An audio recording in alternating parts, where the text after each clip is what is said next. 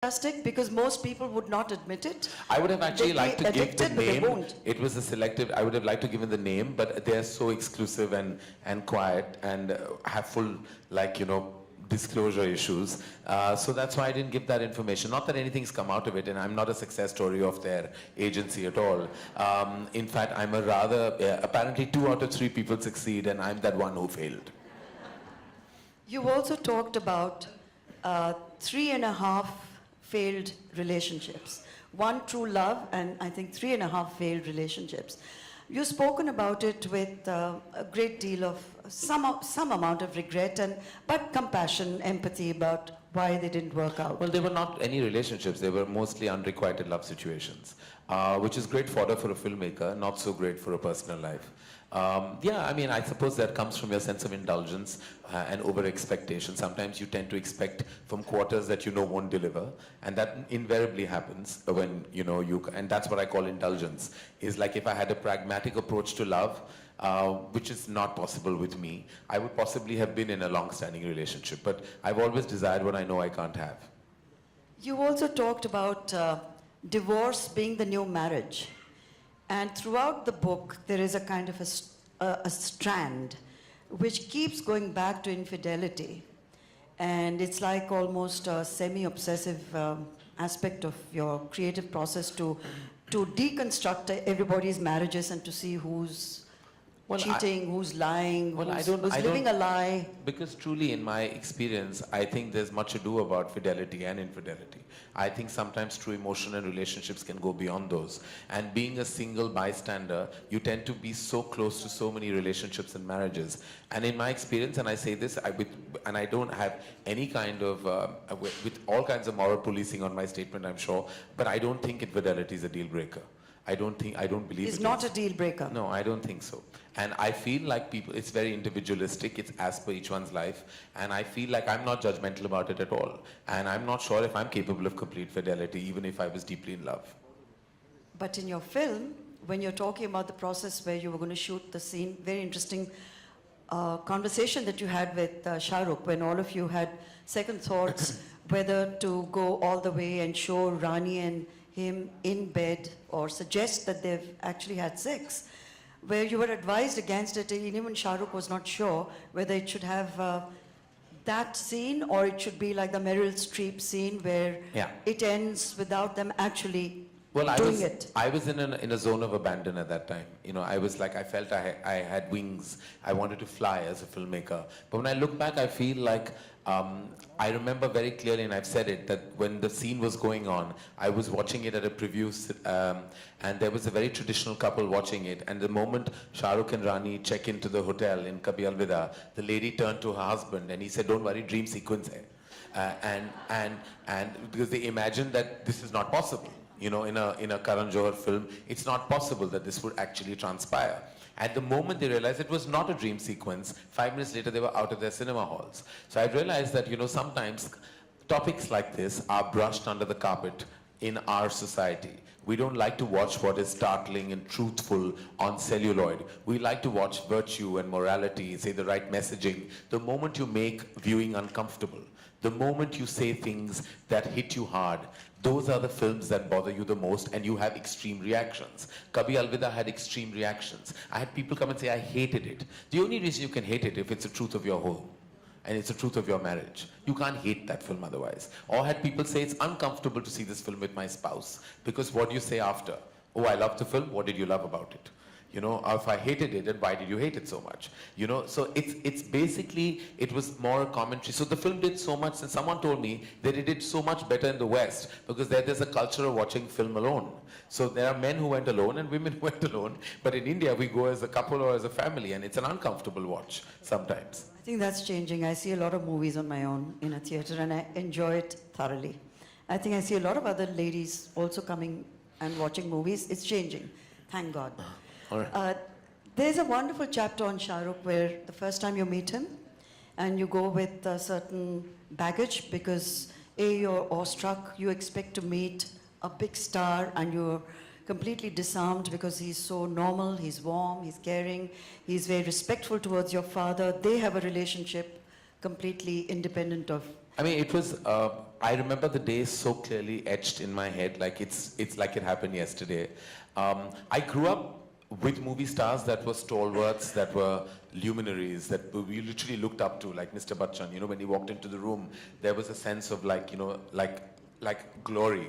Someone magnificent has walked in. So there was this stardom that I had realized, being a producer's son, stars were always put on a pedestal. We were always the poorer parties. We were the ones that had to kind of succumb to their stardom, look up to their full of awe, because they were the ones who made the movies happen. So I grew up feeling movie stars were like unapproachable entities. I had then lost track with the generation because I was in my college days, and I was touching base with my father's side of the business much later when he took me to meet Shahrukh to sign him for Duplicate. And I had never met somebody who was a young movie star, who was so loved at that time, and everyone wanted him in their movies, who was this animated, this conversational, this, what do I say, just this real person. So I was in shock. And the fact that he respected my father so much, the fact that he showed that respect meant the world to me, because up to that point I felt like my father had not had the best run at the movies, you know, even with certain people and relationships.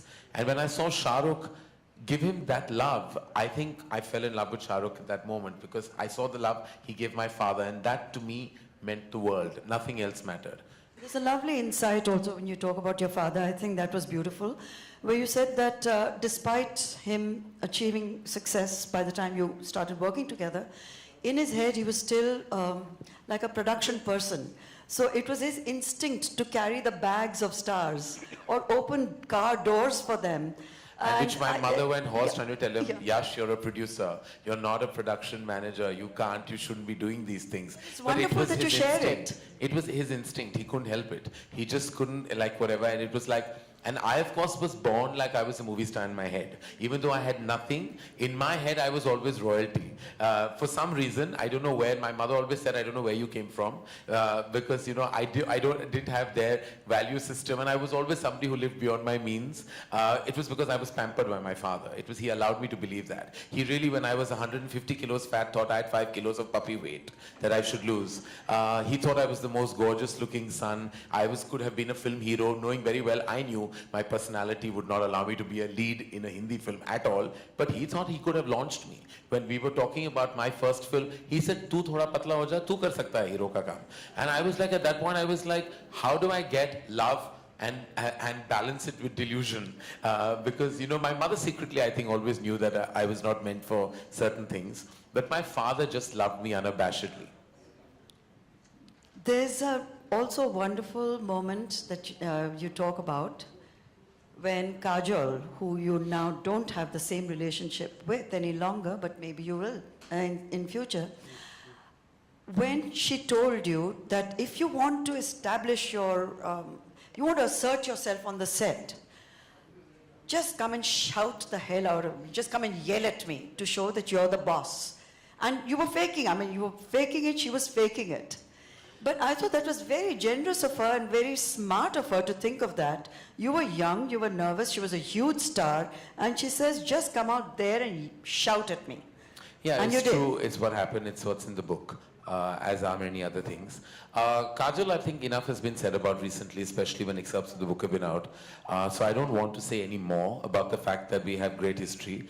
And I want to remember just the history that we've shared. This is a moment in that history of nearly 25 years of a friendship. And yeah, sometimes chapters end, books end, relationships end. But yet, you talk about when you hugged Shahrukh at Deepika's party, and suddenly, whatever tension there may have been, melted away. That one hug, there was so much love that was exchanged, and it was all eliminated. I think there are ups and downs in so many relationships, but with Shahrukh, it's there is deep love. There's no other way of communicating the respect and love that I have for him.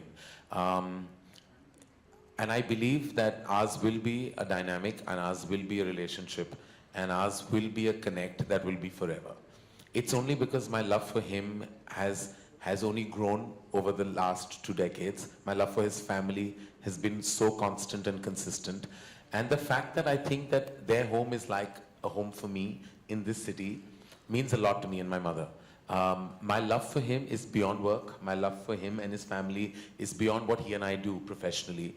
It really is now a soul connect. I think we were meant to meet in this world, and I think it's because of my father that we have this connect, and we could possibly have our down days and our humongously up days, but what we cannot ever forget is the unabashed love that will remain, and the respect, more importantly, that I think has not been diminished, no matter what. It has a lot to do with both of you being successful, very successful in your own right. You say that friendships in show business can only succeed if the two people involved are equally successful. Is there something like friendship at all in showbiz? I've made some very strong friendships. Everyone in this room today is from my industry. My relationships define me. We're low on family. We have very few relatives that we're really connected with, me and my mom. So most of my personal connections are my family, and they're my extended family. I've made the most amazing relationships. In fact, I say this to Gauri, that I think I'm one of the reasons why I made her love people in the movies. Because when she came in, she was so reluctant to meet people because everyone comes with baggage. But some of my most deep equations and my most solid dynamics have been with people from the movies. So I think it's very unfair to say that relationships, yes, you go through ups and downs and there are always turbulent times. But I have to say that the soul and heart I've found within the fraternity and the industry has been amazing, and I will cherish those relationships for the rest of my life. They're all still there in my life. In fact, I'm a very constant person. People who've been in my life for over 2.5 decades are still there in a very strong space. And finally, your book ends with your expressing a desire to perhaps adopt a child or have a surrogate child, and you talk about this child as your old age kind of policy, to insurance policy in old age. I think you have reason. I feel I have a nurturing quality in me, and I saw that most when I launched Alia, Varun and Sid. I felt like I can't let go of them even now. Like I feel it's been nearly 5 years, and I feel no matter what they do in whatever capacity they do, when they're on screen or they're at an event or they're anywhere, I see myself staring at what they're doing, what they're saying. That shows that I actually have a sense, and even all the directors in Dharma, everyone in Dharma, to me, I'm maybe age-wise, say a decade apart from them, maybe more than that. But the emotion comes from a very strong paternal space. And I feel like I would like to take that forward. I don't know what I'm going to do about it, but I feel like I would like to be a parent. I don't know in what capacity. I don't know how it's going to happen. I have no clue, and I don't have answers to those questions. But I do feel the need, because I feel I have love to offer. And since it's there, and I'd like to take it forward, because I feel like that paternal instinct needs to be acted upon. And I feel it very strongly. Like I feel like I have so much within me that I conserve, and I feel that love has to have a release. You know, and it's not going into a relationship. It goes abundantly to my love for my mother and my friends and all of them around me in my company. I love everyone. And to me, I don't think any of them will realize how deeply moved I am that so many of them are here today, and what they mean to me in my life. I sometimes don't express it enough because it's within me, and I feel like that love within me needs to find a platform, and I think that platform could be a parent platform. Karan, I wish you every success. I hope a baby does come into your life. It'll transform you. It transforms everybody who's ever had a child, and I can tell you that from experience. With 4 grandchildren now, I can tell you that with double experience. So, blessings all the way. Make it happen for yourself. We are very proud of you. We are very proud of the book. It's already a bestseller. And it's got its first brilliant review, so it's a day to celebrate, and may you always remain the wonderful, caring person you are. Thank you. Thank you so much, Shobha and Karan. I'd now like to invite Shahrukh to come up and release the book formally and say a few words.